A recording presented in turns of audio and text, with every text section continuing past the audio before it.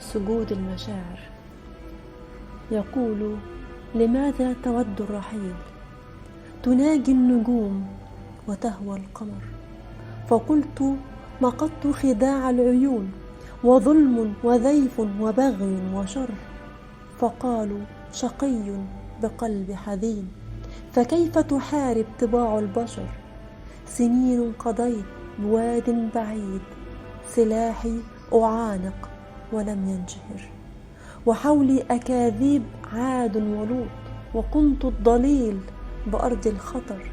شدوت الأمان بلحن الهوى أمام الشهود ولم أستتر، ولم أك أدري بأني الصريع، وأني أمام انتصار القدر.